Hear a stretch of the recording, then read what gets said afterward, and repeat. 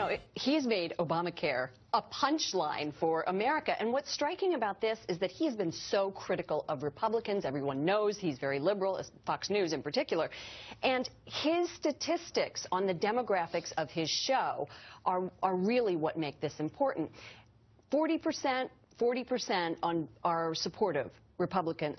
Democrats and independents, both of this. And the younger people who watch it, 40% of his viewers are 30 and under. Precisely the people who need to sign up for this program. Who need to sign up, right, who are now probably not going to do it. What about Sean Hannity, who on his radio show called the Obamacare hotline, talked to a woman who's not supposed to talk to the press. He asked her a bunch of questions. She got fired, which became the dominant theme here on Fox News. But Hannity, to his credit, is paying her $26,000 salary for the next year, trying to help her. But should he have done that and gotten somebody in trouble?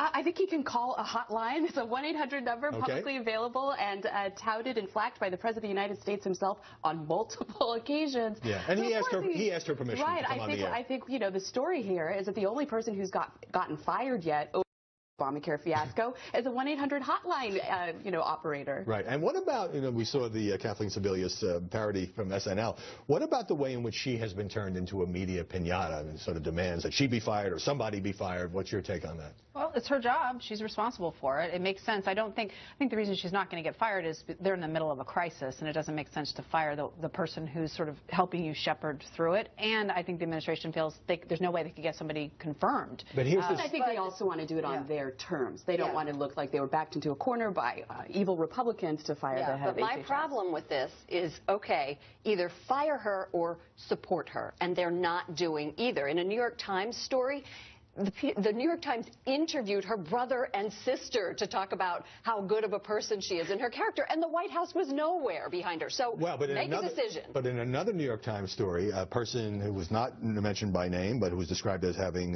been close to both Sebelius and the White House, says, well, Kathleen has the title, but she doesn't have the responsibility, or in many respects, the kind of wide authority and access to the president that she really needs to make a difference. So the White House view seems to be, she doesn't really do much, so it's not kind of her fault. Which is ridiculous.